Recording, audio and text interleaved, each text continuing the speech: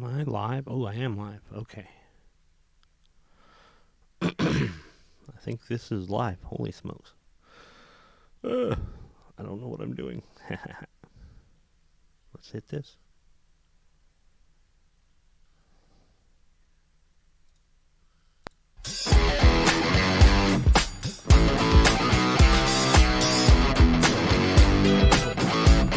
What I wanted to do. So this needs to transition.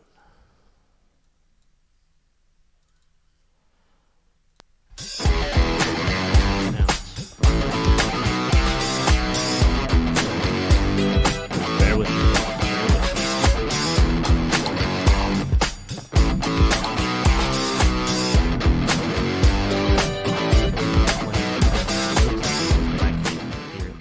So, hey, looky there. Who's that guy? This is the Fantasy Football News Week 9 live edition. Many of you know, I think most of you know, I completed a 7,300 mile road trip this past week. And so I have not had the time to do a whole bunch of my normal digging and research and whatnot.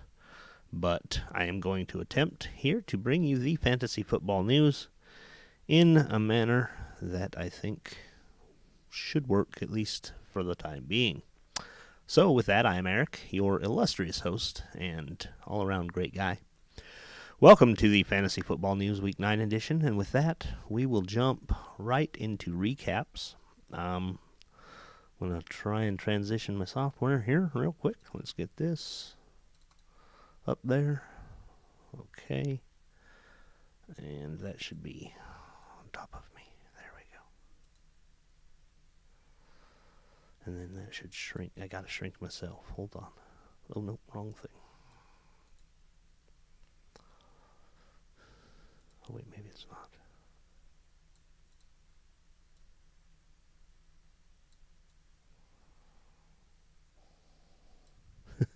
You guys are going to have a great time just bearing with me here.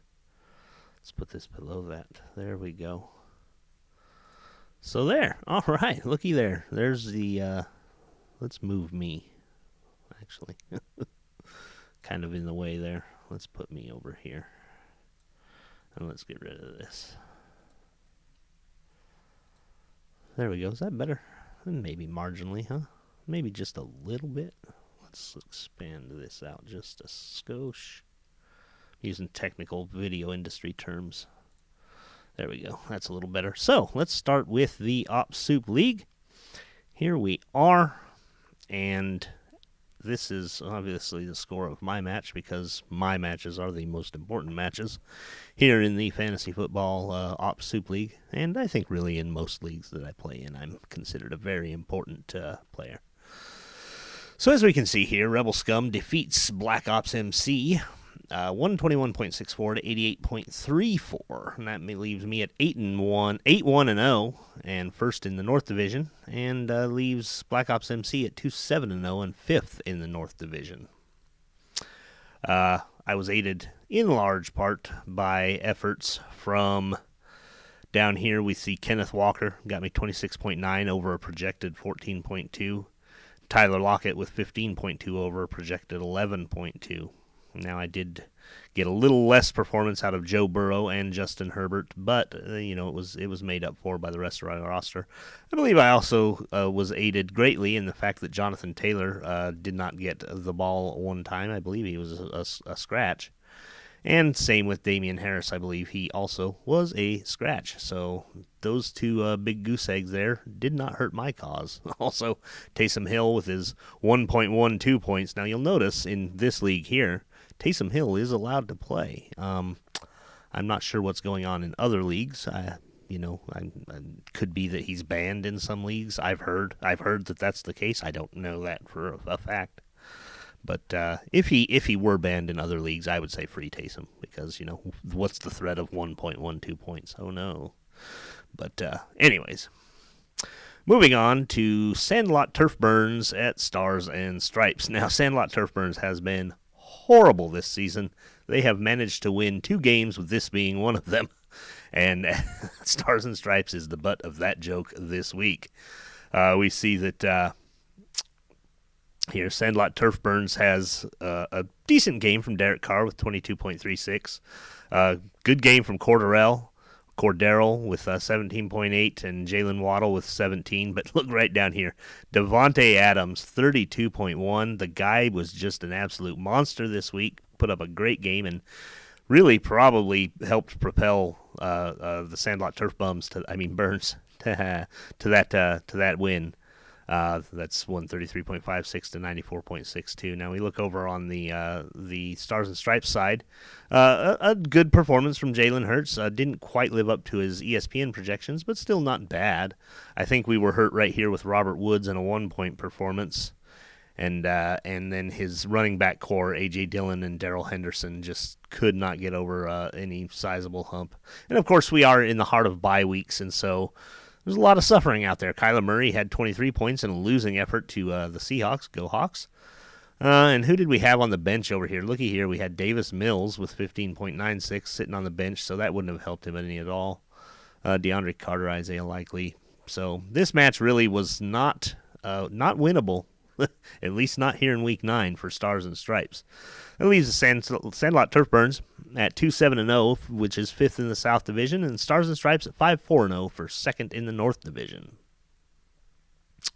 Moving on to our third, we have Garbage Time and Team 1051. Now, Garbage Time has been on an absolute tear the last couple of weeks, and I hope to stop that this week.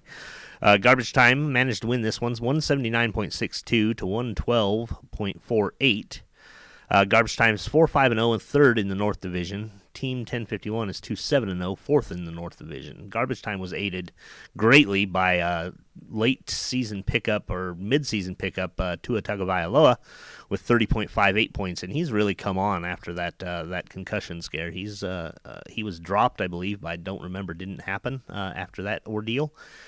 And Garbage Time took a chance, picked him up, and here we are with 30.58 points. We've got Derrick Henry, the monster, scoring 24. But right here, let's take a look at this performance right here. Joe Mixon puts up 53.6-point performance, which is just a shade under the all-time record-setting scoring performance for this particular league. Alexa, cancel. Hey, you got to hear me tell Alexa to do things. That's good for you. So 53.6, 5 touchdowns for Joe Mixon. I think a couple receiving and a couple rushing touchdowns. Just an absolute monster day for Joe Mixon, which propels Garbage Time to a stratospheric 179 score. And then obviously he's helped to some degree by Christian Kirk here and Tyler Allgeier put up a decent performance. Not bad performances across the board. And we look over here at Team 1051. Mediocre performances. He got a good start out of Dallas Goedert in his offensive slot, playing a tight end in that slot because he did not bother to pick up another quarterback. Interesting strategy. We'll see how that works out for him. Aaron Rodgers. What a joke Aaron Rodgers has become, huh? We here at Fantasy Football News just think that this is the absolute funniest thing that has ever happened.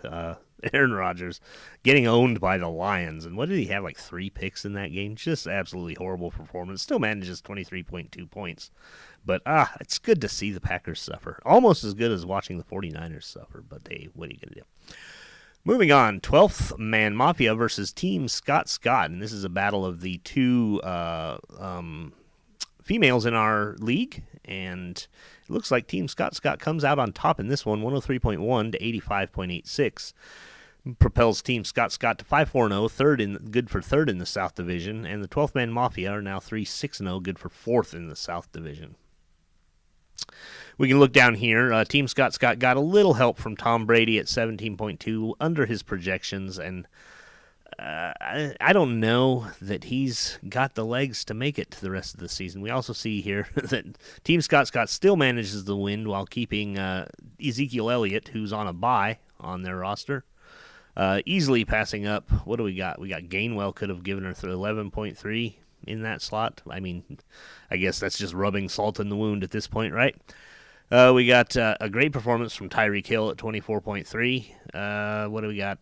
Trevor Lawrence with 18.7. So Trevor has been putting up average performances this year, managing right around or slightly below his projections. Over here on the 12th Man Mafia side, we see number one draft pick, Josh Allen, put up a 24.8 versus his 27.8 expectation.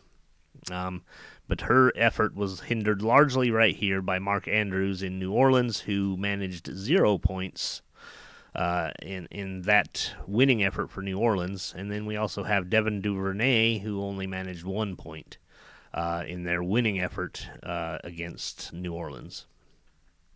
Oh, that's right. Okay, yeah. Anything on the bench? No, nothing really to... Oh, no, I guess she could have had Cole Kmet in a tight end slot. That would have helped greatly instead of Mark Andrews. 19.5 extra points would not have... Actually, might have gotten the win there, right? If we do the math. I'm not going to do it on the air, but it looks like that could have been a buckcock crappy or laid an egg. She could have buckcock laid an egg. Let's see. Moving on to our final match is Generic Football Team versus Don't Remember Didn't Happen. Now, Generic Football Team has been on a tear. They lost in week 1, if you'll remember, back in week 1, and have not lost since. They are now 8-1, 8-1-0 in first in the South Division versus Rebel Scum, who's first in the North Division. But that is actually also a record for longest win streak in this league at 7 games. And a lot of that has to do with just great performances across the board, but especially from rookies like Chris Olave, and then quarterback performance from Patrick Mahomes and Lamar Jackson has actually been doing well.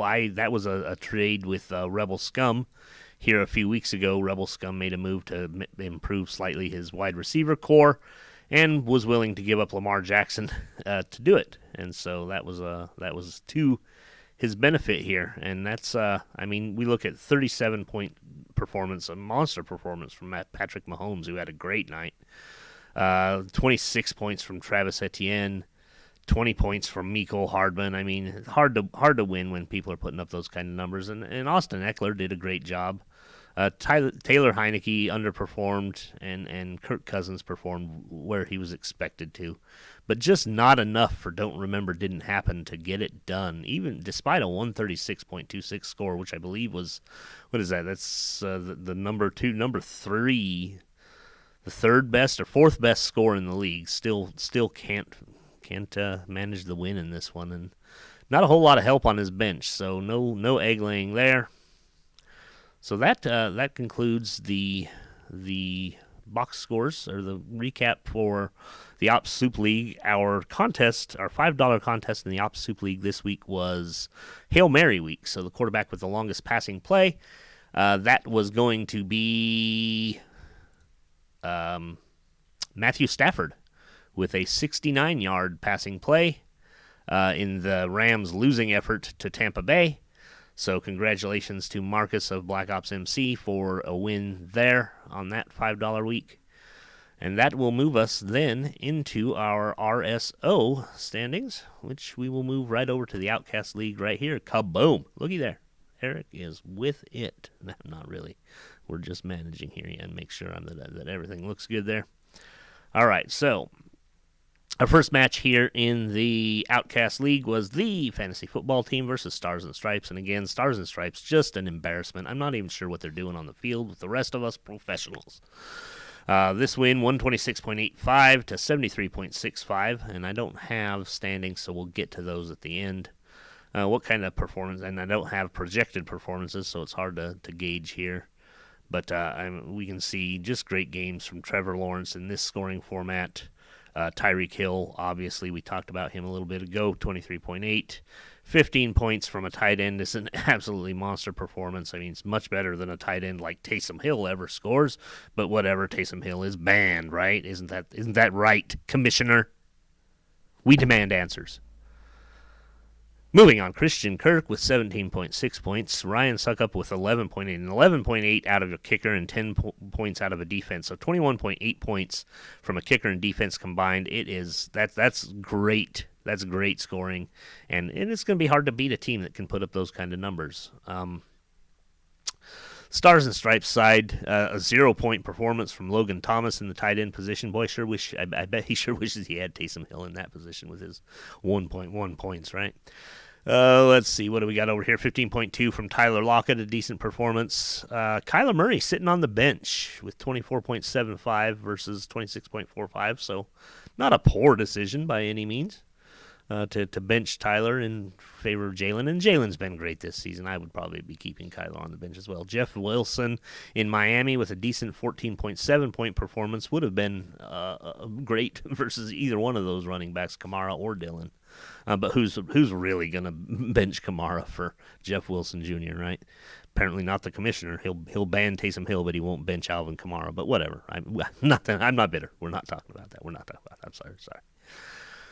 Our next matchup, Randall Access Memories versus Show Me Your Kittles. We've got Randall Access Memories pulling out a close one here, 98.45 to 93.75, so just barely a 4-point-something point win there, that's a shaver. We got 26.85-point performance from Josh Allen. 0 from Tyler Higbee there in the tight end slot. A lot of tight ends getting 0. You know what tight end isn't getting 0 points? I can't remember his name. Oh, that's right, Taysom Hill. Taysom Hill isn't getting 0 points in the tight end slot, but again, we're not talking about that. Sorry. Darnell Mooney gets 14 in the slot. Now, here we go. Nick Folk over here on this side, 18.5 points from your place kicker. That's an excellent performance. And then here we go again. Kenneth Walker with 26.4 points, but still just not enough to propel Show Me Your Kittles to the win in this one. And, that was a close match, though. That's a really good match. That would have been game. That would have been Mike's game of the week. Mike's game of the week. Yeah. There we go. That's a little live version of that song for you out there. I know you appreciate it. Moving on, Saints for Life versus the Timinators. The Saints for Life team gets 147. Oh, there's Alexa. Alexa, cancel. All right, 147. Saints for Life, 147.55 to the Timinators, 107.65. Saints for Life continues getting production out of Kirk Cousins for some reason or another. Kirk Cousins and the Vikings just looking absolutely amazing this year, right, guys? Right? Hey, Travis Etienne Jr., 25.6 points. Dameon Pierce, 13.9. And you get a running back core with 38 points, putting up 39 points, almost 40 points out of your running back core. Great performances. And then you add on to that 22.8 points from Cooper Kupp and 20 points in your tight end position from Dallas Goedert. Now, you know what tight end doesn't hardly ever score 20 points, but sometimes does. But doesn't, but not hardly ever. It would. You guys know who I'm talking about. You guys know. Austin Eckler with 20.6 points gives Saints for Life and Amy the easy win here. Justin Herbert just has not been performing this year up to the standards or putting up the points that we should be seeing out of him. 16.55 point performance is just ho-hum for what Justin Herbert could do. Now, some of that may be due to the fact that some of his receiving core is decimated. We've got, I believe, both of my receivers, which are Chargers. I went all in on Chargers receivers during the draft this year, and that was silly. That was just silly. Could have got 23.2 points out of Joe Burrow instead of 16 points, which not enough for the win just with that alone, but still more. Curtis Samuel in a wide receiver slot would not have been, it might have been help if she'd have played him in the flex. I don't know that, I don't know that Timinators could have put together a winning effort if I'd done a lot more research, which I didn't do. I told you that. I didn't do it. Could have seen a win there for Timinators, but probably not. So Saints for Life pulls that one off. Moving on to Team Sesh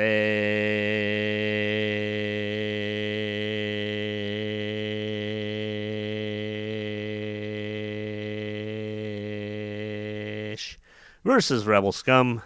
This one looked like Rebel Scum might be able to pull it out there early on. but did not do that thanks to, again, this monster performance from Patrick Mahomes. 40.6 points. Just insane. 10 points from Jamal Williams, Michael Hasty, decent performances, but that one right there, that's the one that cemented, put the nail in the coffin of Rebel Scum's game this week. Great performance from Geno Smith, and I believe you may have noticed that Rebel Scum went ahead and dropped Derek Carr that he spent $20 million on at the beginning of the season. That was a wise decision, wasn't it? And I also activated Justin Fields, so that may come in handy here in the future as well. But, 27.55, I don't know. I think Justin Fields has been like the number 2 performing fantasy quarterback since week 5, somewhere in that neighborhood. So maybe that will help. Probably not. We all know Rebel Scum's in a rebuild year. Decimated his roster early on and is working on that right now. Our final match in the Outcast League was the Ballhawks versus Mongo Mentality. And we've got Mongo Mentality just absolutely crushing it. 162.85 to 99.8. And I believe Mongo Mentality has now won the. We'll get to the stand. We'll talk about that later. He's doing great though. With Lamar Jackson, who Rebel Scum traded to him with 20.85, 23.5 from Derrick Henry. But here's that performance that really cemented it, I think, for him. Joe Mixon again with four rushing TDs, 1 receiving TD on 4 receptions. And look, I mean, just 53.1 points. Amazing performance from Joe Mixon. Love to see it. Justin Jefferson with 22 doesn't hurt anything. But Tua Tagovailoa, unfortunately, put up the 33.10 points in the losing effort for the Ballhawks, but we probably will see some more great stuff out of there. And he had the foresight, the wise knowledge to bench Mr. Aaron Rodgers here because that guy is washed. I think I speak for the majority of NFL people when I say that. Aaron Rodgers is done. He needs to retire. So let us go look at the standings. Our standings here. Division 1, Mongo Mentality 6-3-0.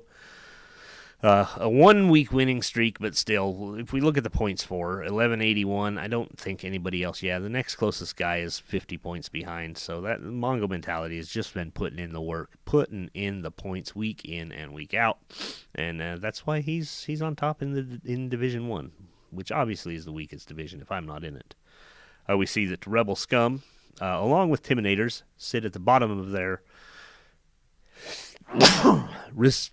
respective divisions at 2-7-0, but I would say that Rebel Scum is obviously the better team, just because I would say that. That's something I would say, right? You guys believe that. Team Sesh at the top of that division, 8-1-0. Team Sesh with only 1 loss so far this year. I think right now are the clear favorites for the championship, but anything can happen, and there's still a lot of season to go. With that, no special segment this week. I'm not going to break out the Bockety. But that is going to be your fantasy football news. I certainly appreciate you guys joining me and bearing with me while I do this craziness. Let's put this up top and transition. Let's make me big. Hey guys, hi. So thank you, of course, for bearing with me. I do appreciate it, and let's put this up here, too. Dang it, where did that go? This needs to be visible. Let's stretch that out and transition it. Boom, there's my background. Hey, fantasy football news. I don't have my free Taysom graphic up, but whatever. That is the Fantasy Football News Week 9 Live Edition. Thank you for bearing with me. Thank you for watching, sticking it out. I do appreciate it. What was the... I think Michael let you know what the $10 contest was. I think it was lowest margin of victory or highest score for a loser. That's what it was. The highest. Let's go back. I'll go look real quick. You won't see it on the screen, but this is me looking at my screen and you not seeing me do it. Let's see, live scoring back to week 9. I believe the contest was lowest scoring or highest scoring loser. So who lost? Ballhawks had 100. Timinators had 108 in a losing effort. Yeah, it looks like Timinators is going to get that one. with 107.65 points in their losing effort. I believe that was the contest, so hey, more great for Tim and the Timinators. That is going to do it for the Week 9 Fantasy Football News. As always, I am your host, Eric. We thank you for listening, and remember, we here at Fantasy Football News, we're better than you.